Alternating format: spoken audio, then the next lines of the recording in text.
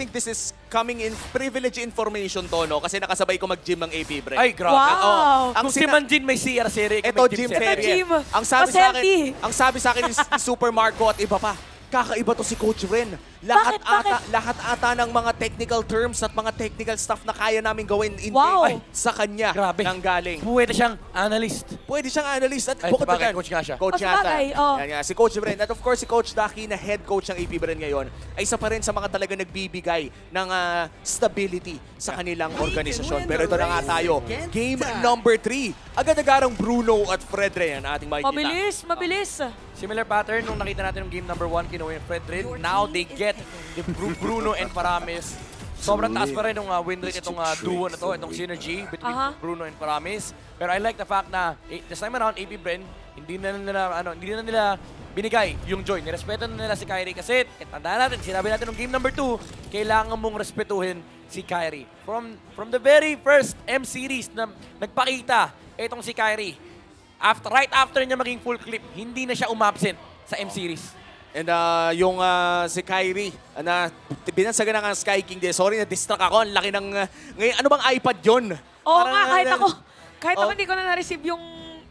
Oh, ang laki nga ng tablet na yun eh, no? And so far, looking at the next 3 picks, or 2 picks rather, for AP Bren, ay nandiyan na nga Ayan na. ang Brody, pati na rin ang Arlot na flex pick pa rin Yes. para sa side ng AP Akala ko Bren. nagbabalentina na yung, yung AP Bren dahil kinuha na dito yung Paramis. But no.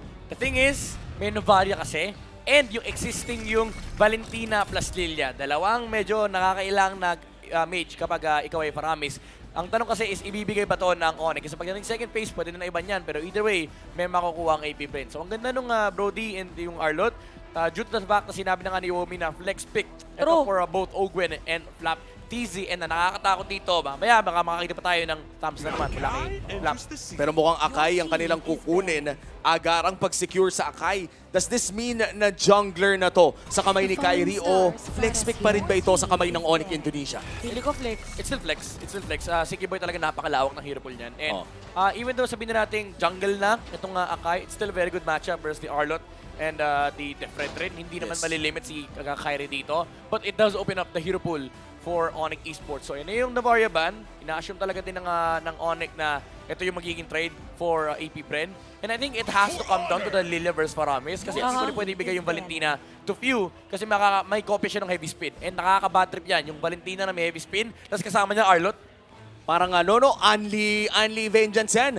Naranasan ko na yan sa'yo eh. Minsan nag-aakay ka kapag nag-aarlot ako, sabi ko, ito na ata ang pinakamagandang pamasko mo sa akin midnight. Nagawang Lancelot, yung Arlot, di ba? Bigla sumusulat din. Yep. So kailangan talaga iban dito ng Onyx yung Valentina kasi kahit sabihin nating kaya nilang tapatan, still deadly yung combo ng Arlot and Valentina. Lalo may heavy spin. At mukhang alam nila na flex pick tong Akai, tinanggal pa rin ng Tigreal for the side of AP Bren. No, ayaw nilang ibigay kay Kiboy yun. Biruin mo, men. Nandito na tayo sa timeline na tinatanggal si Tigreal. Mas parang consistent ngayon sa series natin na hindi talaga nakukuha si Lilia. Kanina pa siya nababan.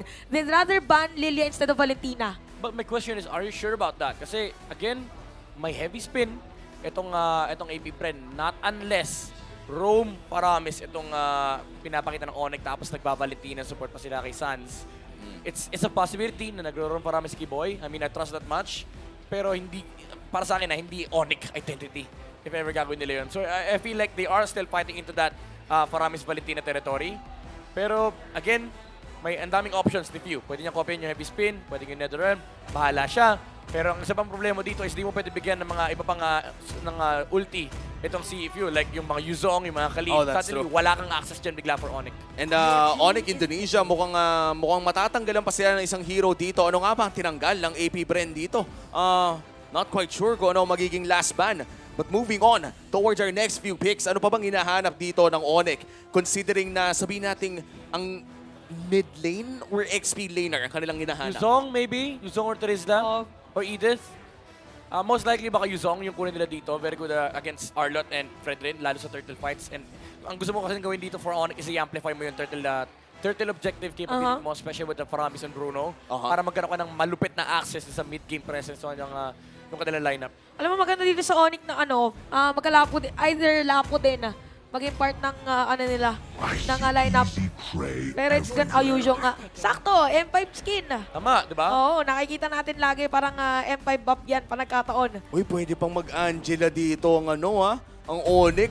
I feel like Valentina Minotaur to. Okay. Valentina Minotaur para may pang-counter. Kasi if ever na mawala sa Spectre State, paano kung itimpi mo yung rage mo? After na Spectre State, direksyon mo pa ng dabog. Oo. Para kung may continuity ng stun. Talagang tuloy-tuloy ang pwedeng crowd control. True. Ano bang hula mo dito, Midnight? Valentina Minotaur, tiwala ako dito sa Yuzong Arlott matchup. Ilang beses yung nilalaro ni Flaptizi to. And maganda na XP yung Arlott dito kasi talagang, well, to be fair, ang ban niya lang talaga is yung Final Slash. Pero it amplifies the presence of the Arlott whenever there's a Minotaur on his lineup. Tingnan natin kung Minotaur at mukhang Gourd! sila ang Gourd! mag-gourd dito. Hindi na nila kukunin ang Valentina pa. Okay. Pero ayan na nga, lapu-lapu as well. Sila yung naglapo. Talagang labasan na ng mga kakaibang pick ngayon, no, Chantel? Kaso parang nag-double down naman ngayon sa physical damage yung side ng AP Bren. Parang expect mo na sa Onyx, lahat sila magbibuild na lang ng physical defense.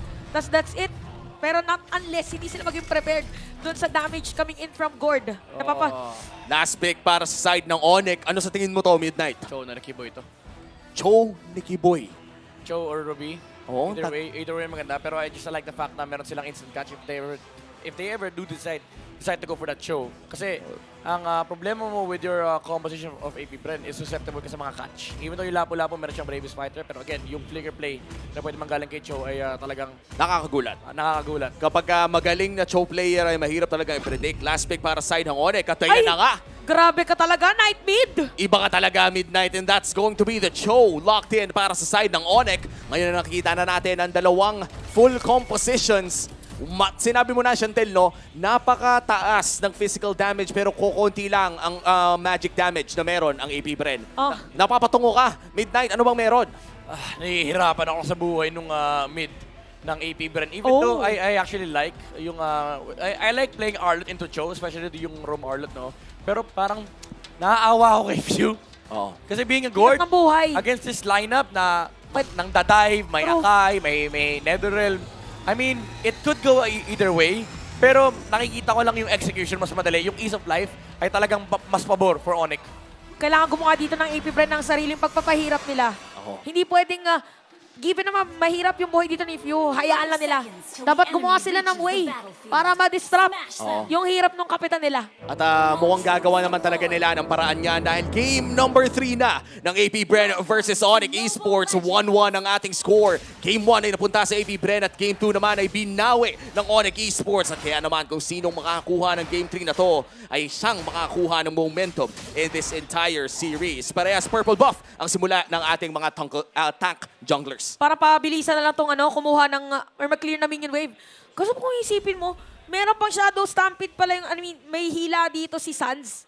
Tapos Jeet Kondo, tas napakalayo. Ayan, example, nahila agad. Si Super Marco, pokes agad yan. Oo, grabe yung displacement na nanggagaling sa Onyx. Tapos si Ogwen mukhang mapopoke down pa niya si Kiboy, but that is a lot of damage on the gold laner. Ang gandang heads up play mula kay Ogwen kasi hindi niya sinundan si Kiboy doon. That would have been the death of Super Marco. Kasi may flicker concussive blast dito Oo si nga pala. Kiboy. Mamamatay ka Super Marco. Although you might say na pwedeng i-dodge with a flicker, no? Pero pag inambaka siya ng Kiboy, hihintay ni Kiboy mag-flicker yan eh. Oo, tsaka nakita natin yun ng isang araw, yung possible play talaga pag concussive blast. Kaya kung possible na kayo magpo-poke agad. So, ito yung mahirap ngayon. Somehow, kasi parang restricted yung mga positioning or pwedeng ikutan ngayon ng ating jungler. At parehas lane dominant ang ating gold laner. So we're Yeah. talking about the Brody and the Bruno. Dalawa sa mga gusto talagang manalo ng kanilang laning phase at ginawa na agad ng paraan ng Onyx, expending the flicker ng level 2 kay Sans. I mean, it's not as bad as Bruno and Claude. Kaya pa rin naman makarecover ni Brody. But definitely, ang nangyayari dito for Onyx is hindi na nila kailangan masyado intindihin yung gold lane kasi effectively lalamang at lalamang talaga si Dowell dyan no matter what. Ang kailangan na lang nila isipin is if makukuha nila itong first starter objective versus AP Bren kasi this will allow them a very insane tempo control during the mid game. Speaking of Sans. control, sa may top lane, si Sans magiging target nila. Hindi pa level Oh, 4 wow! yan. Alam na alam, magpapa-level 4 daw yung mid doon sa may XP lane. Kaya pipigilan ngayon, kulang ang side ng Onyx Kyrie? for this turtle objective. Pero ganun din naman ginagawa ni Kiboy. Pero Kirulak. Habang nangyari yun, nagkakanya-kanyang zone out. Oh! Basta dinami-dami ng mga players. What? Parehas na may retribution holder. Kay Flap TZ mapupunta. At si Ogwen hahabulin pa nila. Oh, Bots, mukhang mababa ang kanyang HP dito. Pero si Ogwen, nag-ahanap pa rin ng isa pang vengeance, but it is a 3v1. Pero wala siyang pake. May final slash pad, pinag-reset yung orange. Kyrie, pogi din ako. At si Kiboy naman ata ang isusunod pa nila. Naka-ready ngayon ng mga players at pag-aagawan ngayon itong orange buff. Look at Ogwen zoning out the players of Onyx. Pero nandito pa rin si Flap TZ sa Wow! venue. Bola-bola lang naman. At si Kyrie halos makaka-agaw. nakuha ba? Secure. Naagaw pa pala. Grabe ka, Flap! Lahat na lang inagaw mo! Dalawang objective ang nakuha ni Flap, pero mukhang makakaganti ang Onyx. Worth it. Netherrealm. Netherrealm has been exhausted. Arlot lang yan. Pero, Onyx, I did not expect them to misplay like this. Yung posisyon ni Sans kanina napakalalim, especially up against ang Lapu-Lapu na magle-level 4 na may bravest fighter. And after nun, doon nag-steamroll yung control. Kyrie, not using the retry in the right time. Hindi pumasok yung insertion, yung retribution. May natirang HP. And nakuha pa nga ni Flap. Wow! Na yun. Wow!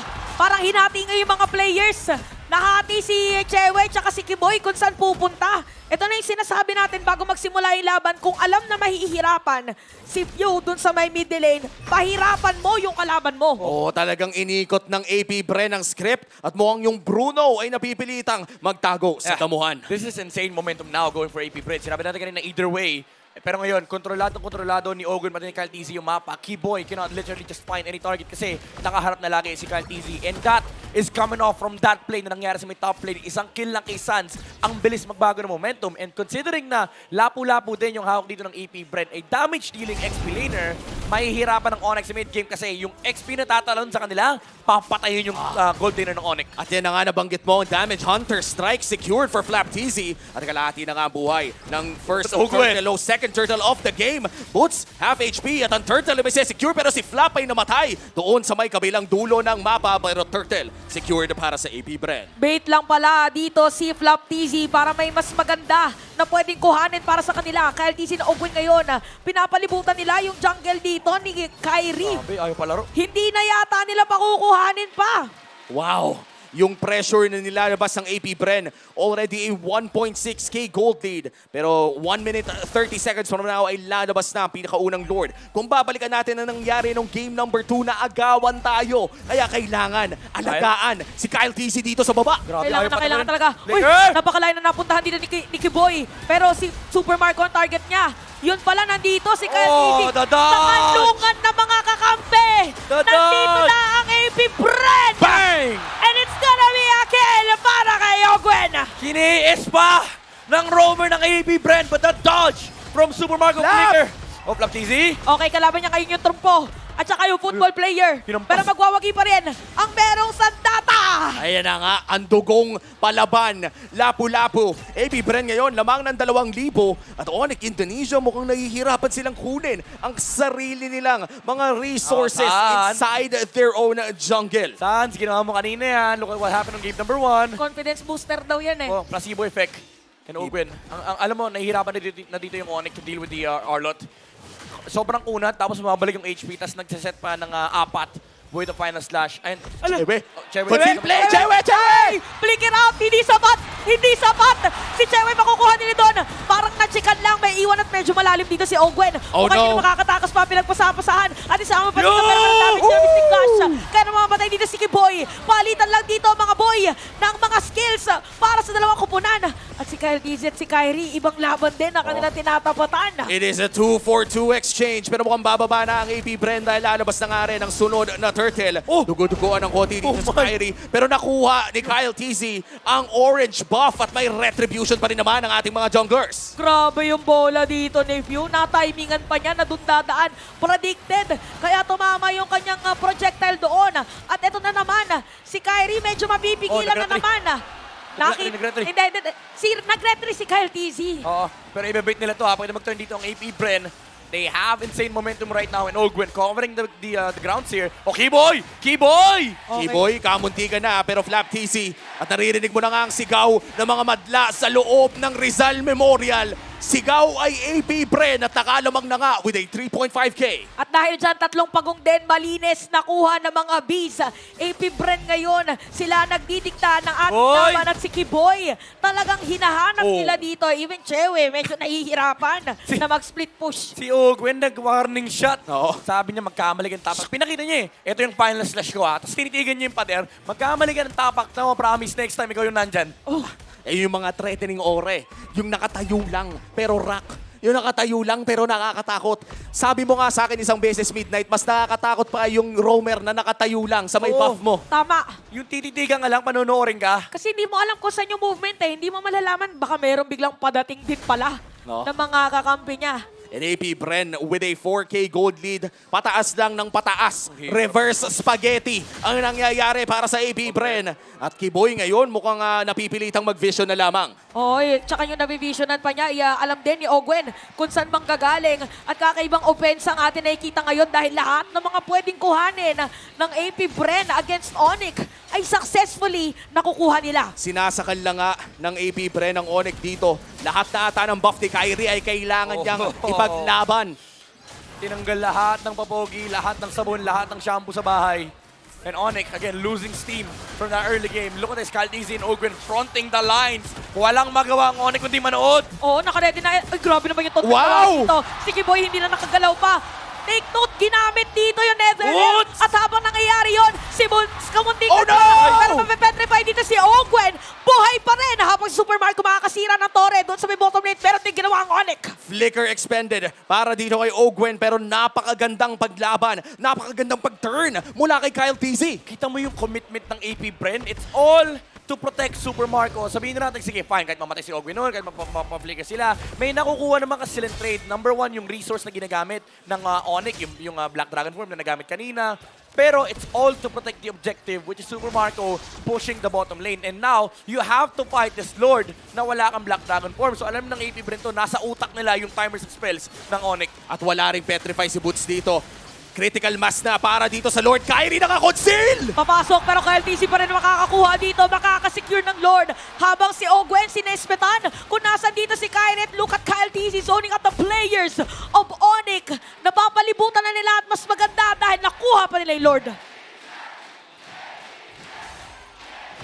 At rinig na rinig ang suporta ng Hive sa AP Bren ngayon with a 6K gold lead in the first Lord of the game. 10 minuto ang laro na to at pinaglalaban pa rin talaga ang bawat buff ni Kyrie. Hirap yan, boss! Kailan ba nating huling nakita si Kyrie na 4-level gap against the enemy jungler?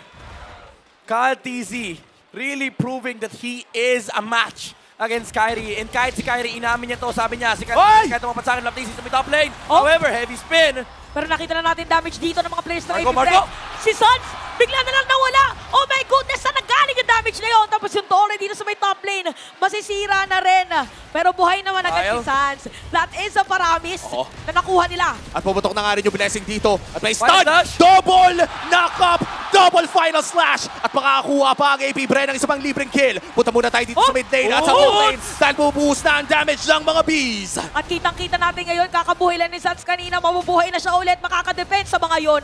Ang side ng Onyx, dahil mid the lane, ang kukuhanin ng AP Bren. Isa pa sa mga pinaka-importante ang kanilang nakuha. Pero turn muna dito sa baba. Black Dragon form mula kay Boots at may wala ng petrify mo. Pero napakasakit. Yung dragon lumilipad pa lang, mukhang babagsak na. Nakita natin, no, napilitan ng umalis agad. Sabi niya, teka, masakit pala. Akala ko, hindi pa. Mahirap ngayon dumepensa para sa Onyx. Nahihirapan talaga ang Onyx dito. Napakasakit ni Super Marco. Full penetration, full damage. Coming up from this Brody. And of course, yung zone na nakagaling mula dito kay Few. And kapag nag-commit sila, nandyan yung final slash! Mula kay Ogwen! Oh my Lucas God! Kyrie! Mabibili na umalis, pero si Kiboy! Bali Super Marco, pero nag-bad damage na yun para mapatay nila. Hindi! Boots! Hindi! Dahil si Boots na mapatay nila, Super Marco nga lang matataon doon. Dediretso pa rin si Chewe. Pero sabi nila parang delikado yata. Isa namatay para dito sa AP Bren. Dalawa naman para sa Onyx. Ang daming nilabas ng Onyx para pitasin si Super Marco doon. Pati mga battle spells in-expend. Petrify na nanggaling mula dito kay Boots. But Onyx still, yung firepower nila dito, yung damage output, hindi enough para patayin mga frontliners. Very conditional yung pag-pick up nila dito kay Super Marco. Hindi rin nakapag-flicker yung Brody. Pero next time, meron ng Wind of Nature na pwedeng pang sagot dito mula kay Super Marco. Onyx, they have to constantly find pickups like this kasi kung hindi, isa na lang yung tinitignan ng AP Bren. It's either the Lord or yung base na nasa harap nila. And the Luminous Lord is about to spawn. 8 segundo na lang ang inaabangan natin para lumabas ang sunod na Lord. This is the second Lord of the game at mukhang kontrolado ng AP Bren ang area na to. Pero may chance pa rin namang makapasok ang Onyx via the heavy spin at may conceal din ang Onyx Indonesia. Oh, sobrang delikado nito kasi kanina yung huli nating game, yung nung nabaliktad ng Onyx, it was Gwen? from a Lord steal. Gwen, So naghahanapan ngayon sila Ogwen and the rest of the players of Onyx kung sino nga ba at makakakuha nitong Lord. Ogwen magsusod doon, si Stans ginamit sumakay doon sa may Cyclone Eye. Walang final slash, walang final slash. Walang final slash at kalahati na nga lang ang buhay ng Lord. Pinapabagal ito ni Kyle TC at si Kyrie nagpakita na rin a 4-level conceal, nakita gap. nila. Pero yung conceal ay nagamit na nga rin. 4-level gap dito kay Kyle TC at Oh Kyrie. my goodness. Pero mukhang pinapabagal lang talaga ng AP Bren ang Lord take na to. Oh, para mahirap talaga pumasok pero nang final slash and look at Ogwen. Sige, Kyrie na Lord repeat take, na Lord rin take. pero ginamit na. It's gonna be a Lord na walang contest para sa side ng AP Bren. Akala ng Onyx, binitawan na nila, nagpakita si Kyle TC sa may unahan. Pero Super Marco, hailed the Lord. And again, Keyboy, nag-conceal siya yung attempt niya nandun, pero nakatapak siya ng mga bola ni Few. Ang hirap talaga kapag nakatapak ka ng bola ni Few. At si Kyrie ngayon, hindi natin madalas masasabi to, kaya uulitin ko ulit. 4-level gap between Kyrie and Kyle TZ at kanina pa yan. Talagang pinapahirapan ng AP Bren ang Onyx Indonesia. Sabi natin kanina kung sino makakakuha ng game lang daw. Sila makakakuha ng momentum. And look at the counter. Look at the base. Kiboy! Maninimensahan para hindi makakuha. Meron pa silang big way. Pero look at Kiboy. Hindi niya mahanap, di ba? Kasi namatay na sa doon. Hindi na si Kyle TZ. Meron namang immortality. Meron pang big wave. Kyrie? Tumay ba na ibaba? Super Here Mario comes Boots! mag-create lang. Si Boots dito papasok ko ng pantry. Yung final slash ay nagamit na nga rin, pero mukhang babagsak na nga rin dito si Boots. 3 na lang ang natitira para sa side ng Indonesia. At si Sachi nasunog pa! Talagang sa harap, nag-mystic gush, hindi na makakatakas pa. That's it! At That's dahil it! dyan, That's it! tower lock para sa AP Bren, mag-ingay Hive. Tayong mauuna, 2-1! 2-1! At nakalamang na nga ang AP Bren! One mistake from Onyx Esports forces Bren Esports, AP Bren to take game number 3.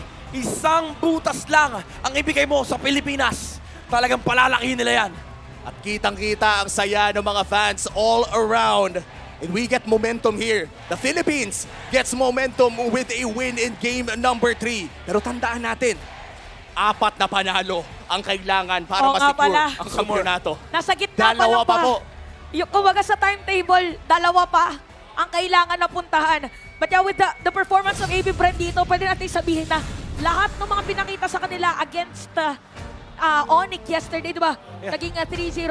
Kinalimutan nila lahat yon. It's a no for me. At talagang nakita natin yung pagkalimot nila sa mga nangyari kahapon dahil ibang-iba na ngayon ang AP Bren. And of course, Smart Giga Arena is open to all Smart and CNT subscribers where you can see a variety of arcade games and esports tournaments like MLBB, marami pang iba. To get started, create an account on gigarena.smart using Smart or TNT mobile numbers. Nakita nyo na ba ang ating mga M5 Philippine Hometown Pride banners? Nagpa-picture na ba kayo kasama yan? Kasi sa ating M5 #Better Than Great Photo Contest, kaya nyong manalo ng 1,000 MLBB Diamonds. 5 lucky winners ang mapipili at ang kailangan nyo lang gawin, magpa-picture kasama ang mga banners na mahahanap sa hometown ng ating mga homecoming Pinoys. Pagkatapos, i-comment sa post ng MPL Philippines page. At ito na nga, isa sa mga momentous victory para sa AP Bren dahil kinailangan talaga nila to with everything na naganap kahapon. Nobody expected this to happen. At ang ating MVP dahil dyan ay sino nga ba? Ayan, walang iba kundi si Few. Alam, gusto ko lang sabihin na yung mga skills niya dito talagang ginamit niya pang face check. Yeah.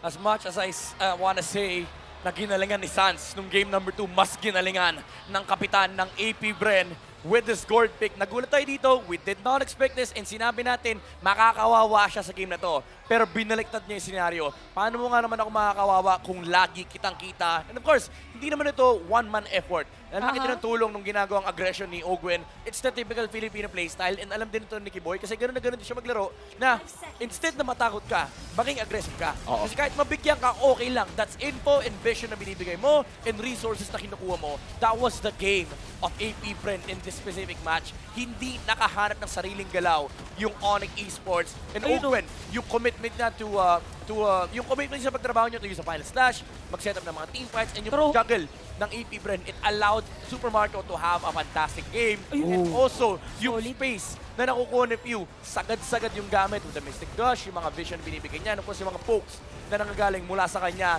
it did help peel away yung team fight capability ng Onyx. Not just the HP, but yung team fight capability. Kasi kapag napapababa mo yung mga HPs ng Onyx Esports, again, hindi ganun kataas yung kanilang level of commitment para humarap ng team fight. And super crucial, again, yung attempt ng Onyx kanina to steal the Lord, yung vision na nakuha ni Pew, natanggal yung conceal. And that allowed AP Bren to just take the Lord and slowly but surely take the game. At saka ang basag doon na sa ginawa ng AP Bren, yung injunction, nilatag na kasi niya yung injunction, tapos biglang may mga dumaan, okay, nawala yung conceal, di ba? Had Onyx known na nandun pala yung Mystic injunction, di naman sila dadaan. Pero yung strength ng pagkakaroon ng gourd, and I gotta say, talagang kita dun sa mga highlights na pagkabato niya, wait lang, meron akong kode ko dito eh. Pagkabato niya ng Mystic projectile niya, diretso gamit na Mystic Gush. May CCTV. May CCTV, tsaka may pambuliryaso ng plano. Yung tipo na magugulat ka pag dumaan ka, canceled yung gala nyo. At yung gala na yun ay mukhang 14-minute victory na naman para sa AP 14 Bren. minutes lang yun. Pero let me just say, sobrang crucial na mistake ni Sans kanina sa may top lane. Tama siya dahil kanina eh. Nag-attempt yung Onyx na magpa-level 4 din, yung Paramis, but they should have waited out. Kasi yung XP ni Flap kanina, they didn't see. Pa-level 4 na yung Lapu-Lapu. And alam natin, Lapu-Lapu may damage yan. Nung pagka-level 4 ni Flap, sakto nag-clear din si Kyle TZ. Pagka-level 4 na pagka-level 4, tinalo na nila kagad si Sans, and hindi in-expect ng Onyx yun. But that is something that you should have expected, especially coming from AP Bren, na super fundamental yung approach pagdating sa mga early objective takes. Yeah, grabe yung patience ni Kyle TZ doon. Ang tagal niyang nakatayo, knowing na dadaan si Sans. At nung nakuha na niya, yung napakagandang timing pa, na pag-dash ay talagang yun nga, ang momentum na nakuha ng AP Bren. But apart from that, look at the buffs. Tigdos lang na nakuha na purple at orange ni Kyrie.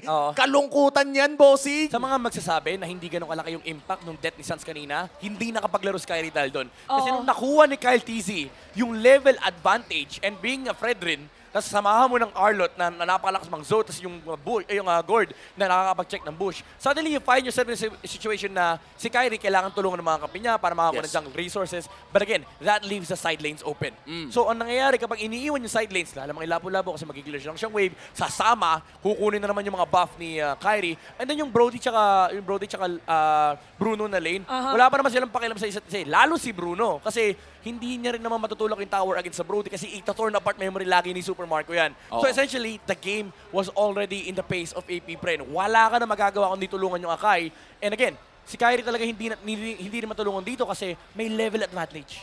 Tsaka talagang pinupuntahan na sila lagi ng AP Bren. Parang kahit ikaw si Kyrie, hindi mo naman gugustuhin ikaw magsi-split push kasi kailangan din yung crowd control na pwede mong gawin. Kasi kung titignan mo dito, even si Kiboy, may hirapan na siya na pumasok anytime, parang tatimingan pa niya yung shoot mo. Although, there are instances na parang may initiatives rather from Kiboy na makasipa. Pero expect mo na instant kill? Yung Paramis parang kulang sa damage. Even yung bola ng Bruno parang medyo mahirap. And I have to say, no, Kiboy really did everything. Kasi ang dalawa ni Boots, ito yung tipo na ibabato talaga nila lahat kay Super Marco. And I think out of the 4 or 5 attempts, 2 lang yung talagang nahuli nila si Super Marco.